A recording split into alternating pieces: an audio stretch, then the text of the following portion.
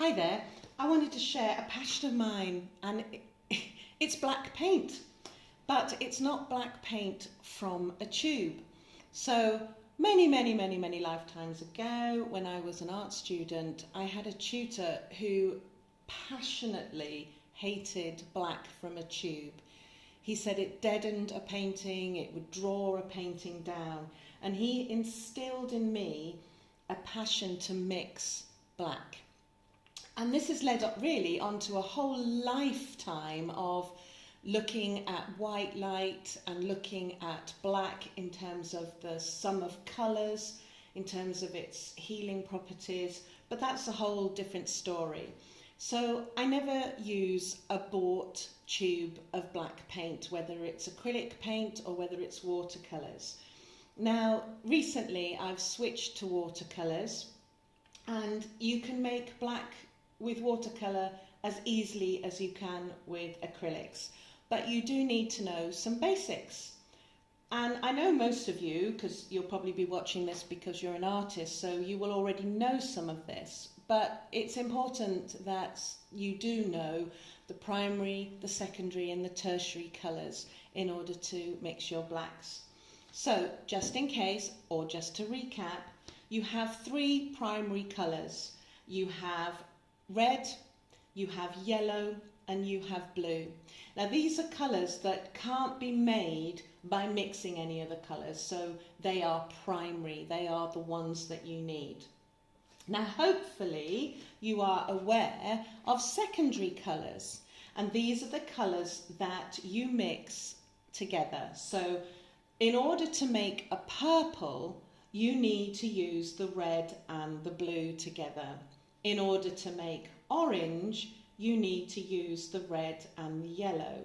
And in order to make the green, then you use the yellow and the blue primary colours. And this gives you your secondary colours.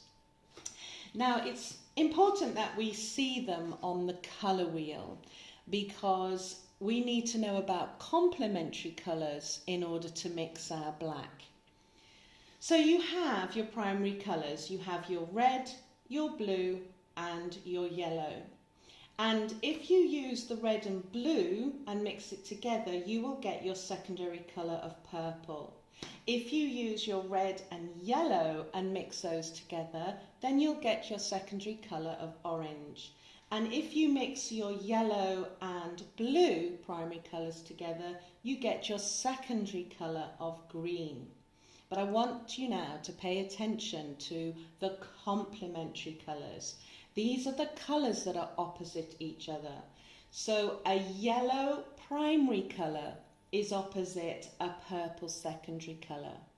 A blue primary colour is opposite an orange secondary colour. And a red primary colour is opposite a green secondary colour. And these are important because if you know your complementary colours, you will always be able to mix a black. Now, I want to show you some of the blacks that I have mixed using a primary colour and a secondary colour. So you can see that you can get a nice dark colour, and if I add more water, then you can see what the tone is. And also if I add a white, that just enhances. So you get these beautiful greys. Now, I'm going to give you a caveat, and that is that no, you will not make a jet black. But what you will make is a black that is rich and it's vibrant, because sometimes when you mix, you get more of the brown and blue tones, and sometimes you make up these colours, and depending on which colour is more dominant, you'll get these slightly different changes. So I'm going to show you now. This is, I'm doing some pictures for my daughter. So this is black that I have mixed, okay? So when you start off, obviously you've got quite a light wash and then you just build up the layers. So with watercolours, you can build up and get some really nice contrasts.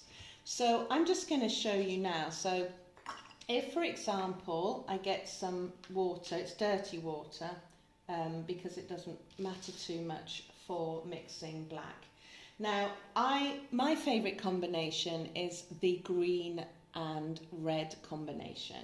So if I bring my brush into the green, and you can see this is a bought green, it's a hooker's green, and I'm just going to pop that into the palette. There we go. Now the opposite colour, as we know, is going to be red. So I get the red. Now you can't do it equal, because what tends to happen is that there will always be a more dominant hue. So even with equal quantities, one will be, you know, the pigment will be richer and stronger and vibrant.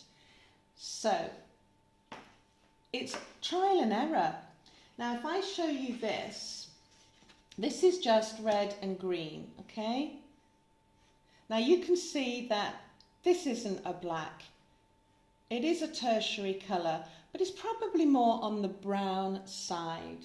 Now, if I'm seeing something that's more on the brown side, then it means that I have got more red. So I go back to the palette and I'm just going to add more green.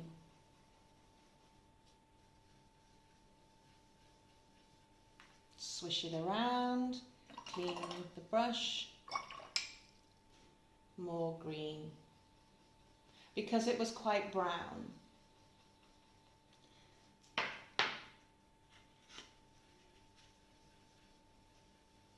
Now the two colours that make up green, now you can see I've pushed it too far the other way, and this is why painting to me is like a dance, because you dip in, you spread out, you dip in, you spread out. So you're just constantly having a play around with the colours. What I was going to say was that the two colours that make green are blue and yellow. So what you can do is you can go to its root, and you can go to the blue and add that. So rather than adding the green, because it's on a browner scale, you can add the blue that was used to make the green. And then we start to get a darker colour coming forward. Now I wouldn't use that as a black at the moment, although it's a nice dark colour and there would be a richness to it, it's not quite where I want it to be. So you just play around, add a bit of red, add a bit of green, add a bit of blue if it's becoming too brown. But you start to get these beautiful rich tones that, instead of dragging a painting down and dulling a painting, will bring the painting more to life. Now I'm going to say, although that's getting darker, I'm going to still add a bit more blue. I can start to see the blue coming through, so just a little bit on the palette. And there we go. And when it's next to colours, you'll find that it will be creating its contrast. So for example, and I'm not going to do too much with this painting, but I just want you to see that if I was to go over, you can see that although it's a sort of a greeny blue,